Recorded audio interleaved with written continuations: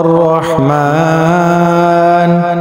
علم القرآن خلق الإنسان علمه البيان الشمس والقمر بحسبان والنجم والشجر يسجدان والسماء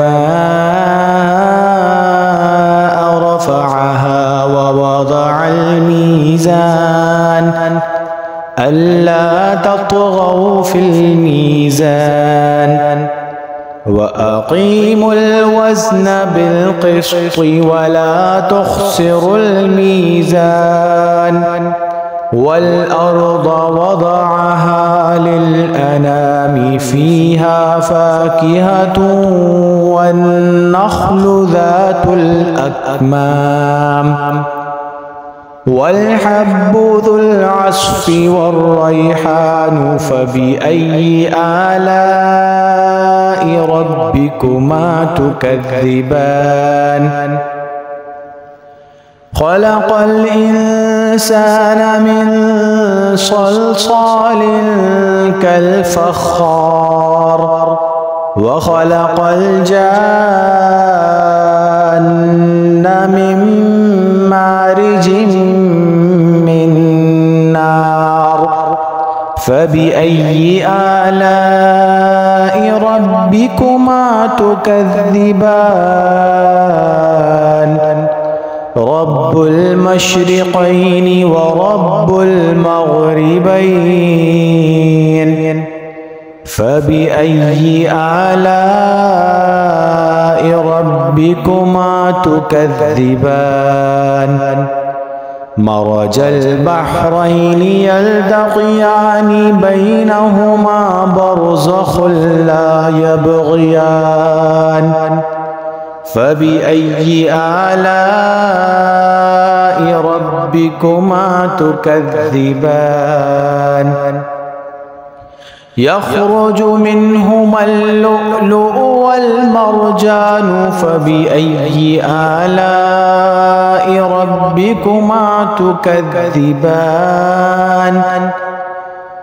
وله الجوار المنشآت في البحر كالأعلام فبأي آلاء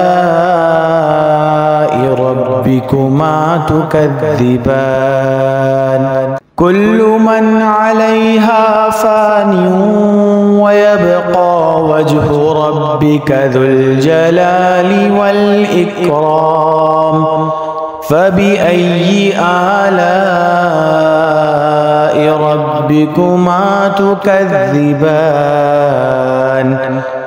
يسأله من في السماوات والأرض كل يوم هو في شأن فبأي آلاء ربكما تكذبان سنفرغ لكم أيها الثقلان فبأي آلاء ربكما تكذبان يا معشر الجن والإنس إن استطعتم أن تنفذوا من أقطار السماوات والأرض فانفذوا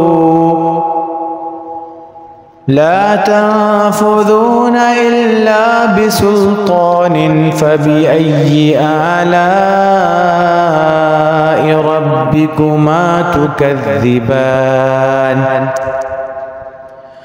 يرسل عليكما شواظ من نار ونحاس فلا تنتصران فبأي آلاء ربكما تكذبان فإذا انشقت السماء فكانت وردة كالدهان فبأي آلاء ربكما تكذبان فيومئذ لا يسأل عن ذنبه إنس ولا جان. فبأي آلاء ربكما تكذبان؟ يعرف المجرمون بسيماهم فيؤخذ بالنواصي والأقدام. فبأي آلاء ربكما تكذبان؟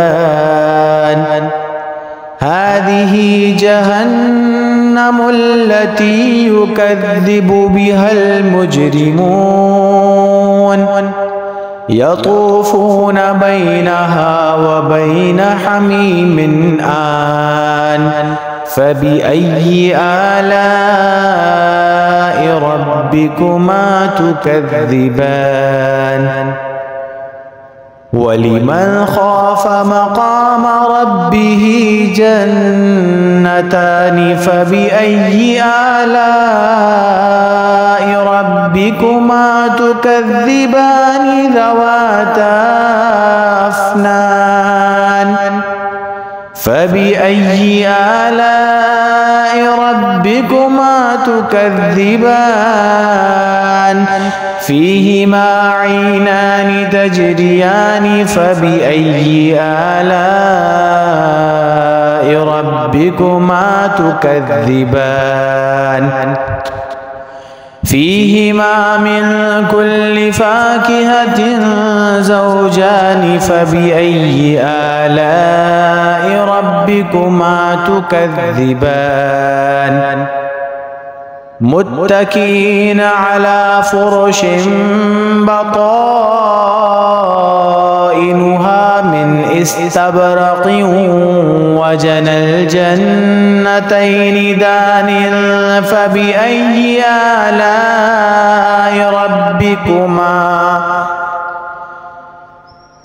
وجنى الجنتين دان. فبأي آلاء ربكما تكذبان؟ فيهن قاصرات الطرف لم يطمثهن إنس قبلهم ولا جان. فبأي آلاء ربكما تكذبان؟ كأنهن الياقوت والمرجان. فبأي آلاء ربكما تكذبان؟ هل جزاء الإحسان إلا الإحسان؟ فبأي آلاء ربكما تكذبان؟ ومن دونهما جنتان. فبأي آلاء ربكما تكذبان؟ مدهامتان. فبأي آلاء ربكما تكذبان؟ فيهما عينان نضاختان. فبأي آلاء ربكما تكذبان؟ فيهما فاكهة ونخل ورمان. فبأي آلاء ربكما تكذبان؟ فيهن خيرات حسان. فبأي آلاء ربكما تكذبان؟ حور مقصورات في الخيام. فبأي آلاء ربكما تكذبان؟ لم يطمثهن إنس قبلهم ولا جان. فبأي آلاء ربكما تكذبان متكئين على رفرف خضر وعبقري حسان فبأي آلاء ربكما تكذبان تبارك اسم ربك ذي الجلال والإكرام